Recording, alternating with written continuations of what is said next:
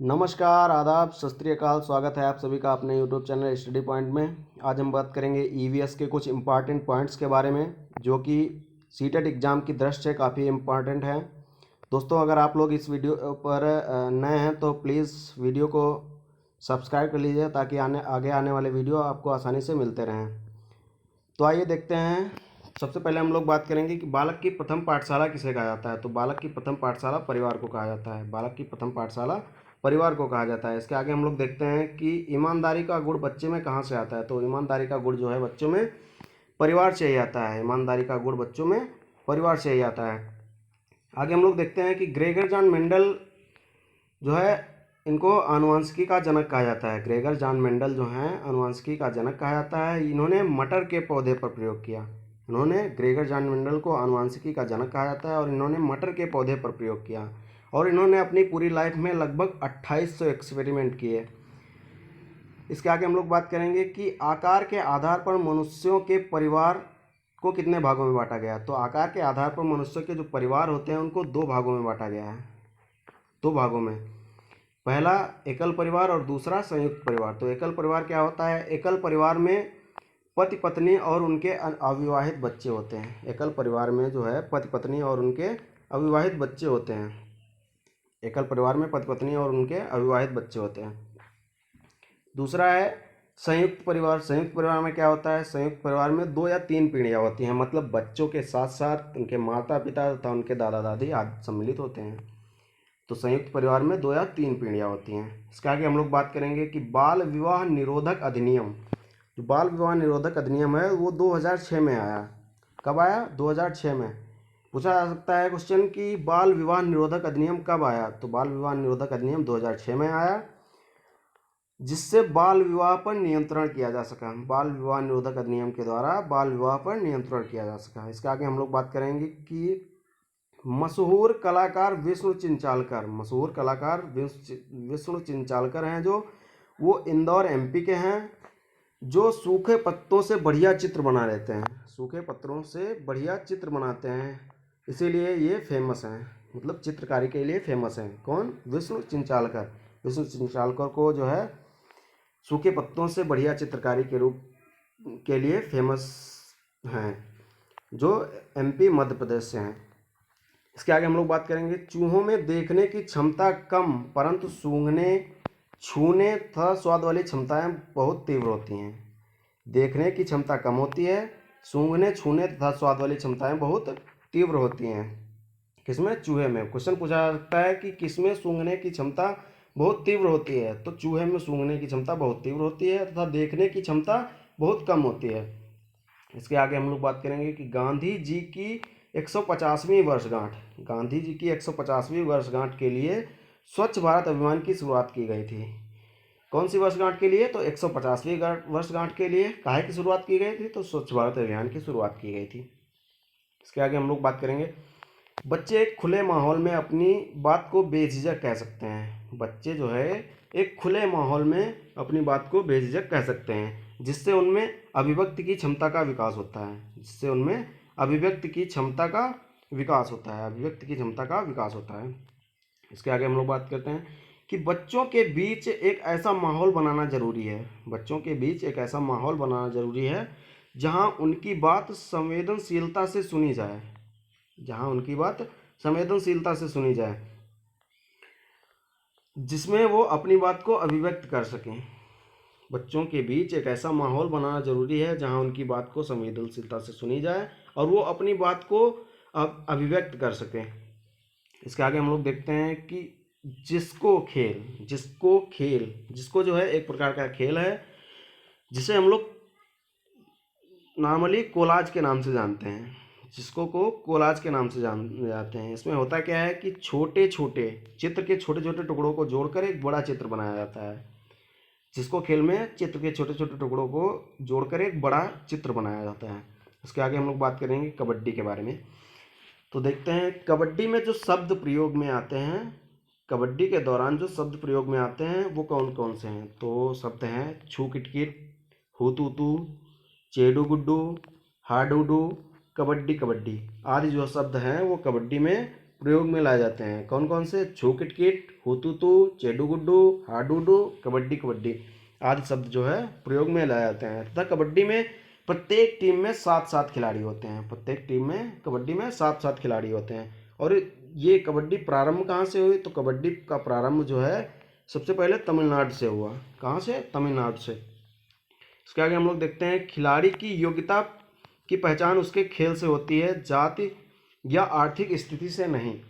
तो खिलाड़ी जो है उसकी पहचान जाति या आर्थिक स्थिति से नहीं की जाती है, उसके खेल से की जाती है। उसके खेल से की जाती है।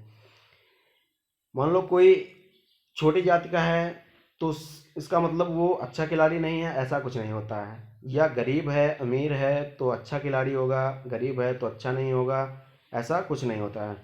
तो उसकी पहचान किससे होती है? उसके खेल से होती है। इसके आगे हम लोग बात करेंगे कि क्रिकेट, हॉकी तथा फुटबॉल में 11-11 खिलाड़ी होते हैं। क्रिकेट, हॉकी तथा फुटबॉल में कितने खिलाड़ी होते हैं? तो 11-11 खिलाड़ी होते हैं। इसके आगे हम लोग बात करेंगे खो खो। खो खो में खिलाड़ी कितने होते हैं? 9 खिलाड़ी फील्ड पर होते हैं और 12 खिलाड़ी जो है टोटल होते हैं। टोटल खो खो में 12 खिलाड़ी होते हैं और 9 खिलाड़ी फील्ड पर होते हैं। इसके आगे हम लोग बात करेंगे पोलो। पोलो एक प्रकार का खेल है जिसमें 4 खिलाड़ी होते हैं। पोलो में कितने खिलाड़ी होते हैं? 4 खिलाड़ी होते हैं। इसके आगे बात करेंगे बास्केटबॉल की। तो बास्केटबॉल में कितने खिलाड़ी होते हैं? बास्केटबॉल में 5 खिलाड़ी होते हैं। कितने खिलाड़ी होते हैं? 5 खिलाड़ी होते हैं। इसके आगे बात करेंगे स्थानीय खेल की। कुछ स्थानीय खेल इस प्रकार हैं। तो कौन से? स्टापू। स्टापू एक प्रकार का स्थानीय खेल है जिसे गांव में जो है लंगड़ी के नाम से भी जाना जाता है। स्टापू को गांव में लंगड़ी के नाम से जाना जाता है। इसमें गिट्टी जो है पत्थर की होती है और उस गिट्टी को क्या कहते हैं? ठिप्पी कहा जाता है। उस गिट्टी को क्या कहते हैं? ठिप्पी कहते हैं। दूसरा स्थानीय खेल कौन सा है? पिट्टू। पिट्टू भी एक प्रकार का स्थानीय खेल है। अगला कौन सा है? अष्टाचंगापे। अष्टाचंगापे जो है ये भी एक प्रकार का स्थानीय खेल है। इसके आगे हम लोग बात करेंगे एनिमल्स की। तो एनिमल्स में हम लोग देखते हैं हांगकांग। हांगकांग में सांप खाया जाता है। हांगकांग में सांप खाया जाता है। लिंग हू फेन एक सांप की प्रजाति है। लिंग हू फेन एक सांप की प्रजाति है जो हांगकांग में प्रसिद्ध है और इसे खाया जाता है। इसके आगे हम लोग बात करेंगे कश्मीर। कश्मीर में सरसों के तेल की बनी मछली खाई जाती है। सरसों के तेल की बनी मछली कहाँ खाई जाती है? तो कश्मीर में सरसों के तेल की बनी मछली खाई जाती है। इसके आगे बात करेंगे कि गोवा। गोवा में जो है नारियल के तेल में बनी मछली खाई जाती है। तो गोवा में नारियल के तेल की बनी समुद्र की मछली खाई जाती है। नारियल के तेल में बनी समुद्र की मछली खाई जाती है। कहाँ खाई जाती है? गोवा में। क्वेश्चन पूछा जाता है कि नारियल के तेल में बनी मछली खाई जाती है। ऑप्शन में दिया होगा गोवा, आंध्र प्रदेश या कुछ भी दिया हो, तो कहाँ खाई जाती है? गोवा में खाई जाती है। इसके आगे हम लोग बात करेंगे केरल। तो टैपियोका। केरल में टैपियोका खाया जाता है जो एक प्रकार का फल है और इसको उबाल कर खाया जाता है। टैपियोका एक प्रकार का फल है जो उबाल कर खाया जाता है। अब आगे बात करेंगे हम लोग humming bird. Humming bird. Humming एक प्रकार की चिड़िया है जिसकी चोंच जो है बहुत नुकीली होती है, सुई जैसी होती है। हमिंग बर्ड की जो चोंच होती है वो सुई जैसी होती है। इसके आगे हम लोग बात करेंगे कठफोड़वा। कठफोड़वा भी एक प्रकार का पक्षी है जो छिपे हुए कीड़ों को खाता है। कठफोड़वा एक प्रकार का पक्षी है जो छिपे हुए कीड़ों को खाता है। ये पेड़ों आदि में जो कीड़े छिपे हुए होते हैं उनको खाता है। इसके आगे हम लोग बात करेंगे कि पक्षियों के पंख उड़ने और शरीर को गर्म करने में मदद करते हैं। पक्षियों के जो पंख होते हैं उड़ने और शरीर को गर्म करने में मदद करते हैं। कबूतर की चोंच, जो कबूतर होता है उसकी चोंच गुलाबी तथा पंख ग्रे कलर के होते हैं। कबूतर की चोंच गुलाबी तथा पंख ग्रे कलर के होते हैं। इसके आगे हम लोग बात करेंगे हाथी की। तो हाथी एक दिन में लगभग 100 किलोग्राम तक पत्तियां खा सकता है। एक हाथी एक दिन में लगभग 100 किलोग्राम तक पत्तियां खा सकता है तथा 2 से 4 घंटे सोता है। 2 से 4 घंटे सोता है। हाथी को पसीना नहीं आता है। हाथी को पसीना नहीं आता है। क्वेश्चन पूछा जा सकता है कि ऐसा कौन सा जानवर है जिसको पसीना नहीं आता है? तो हाथी को पसीना नहीं आता है। इसके आगे देखते हैं कि हाथी को केला और गन्ना बहुत पसंद होते हैं। हाथी को केला और गन्ना बहुत पसंद होते हैं। क्या पसंद होते हैं? केला और गन्ना। इसके आगे देखते हैं, बुजुर्ग हथनी झुंड की नेता होती है। जो बुजुर्ग हथनी होती है वो अपने झुंड की नेता होती है।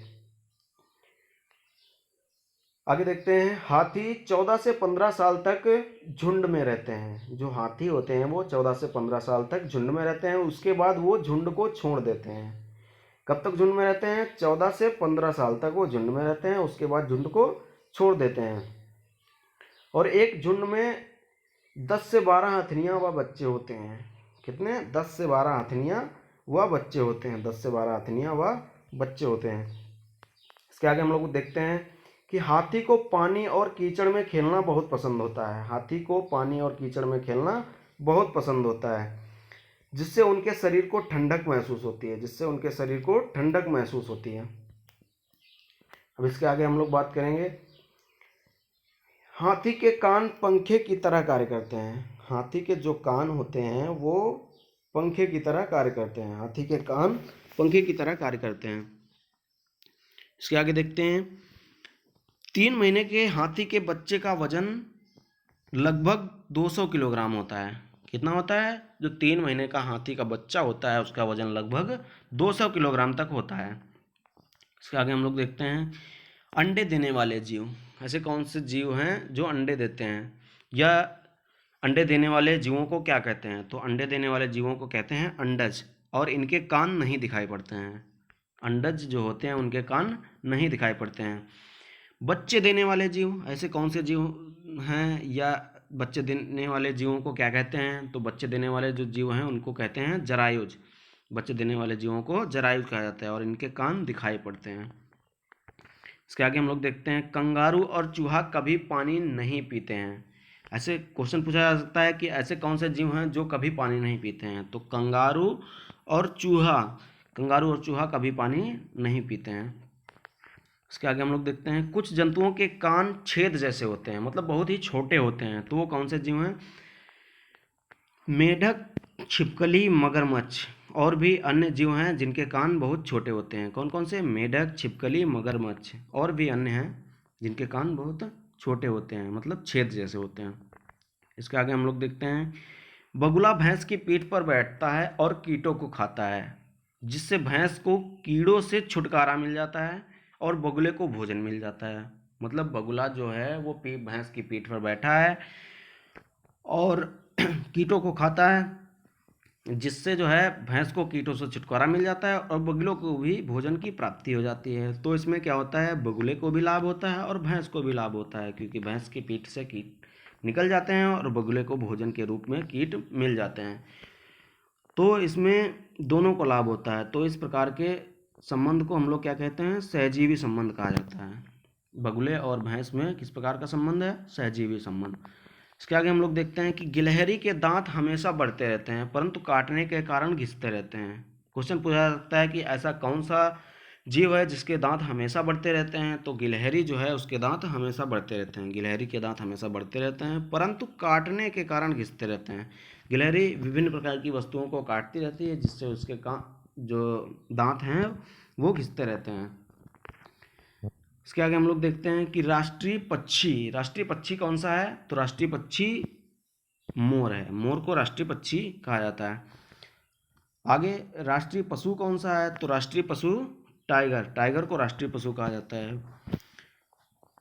प्रोजेक्ट टाइगर, इसके आगे हम लोग देखते हैं कि प्रोजेक्ट टाइगर कब लागू किया गया? तो प्रोजेक्ट टाइगर जो है 1 अप्रैल 1973 को लागू किया गया। प्रोजेक्ट टाइगर 1 अप्रैल 1973 को लागू किया। दोस्तों, उम्मीद है ये वीडियो आप लोगों को पसंद आया होगा। अगर वीडियो पसंद आया है तो वीडियो को लाइक करिए, सब्सक्राइब करिए तथा शेयर करिए, जिससे वीडियो अन्य लोगों तक पहुंच सके। तो दोस्तों, आज के लिए इतना ही। अब मिलेंगे अगले वीडियो में, तब तक के लिए नमस्कार।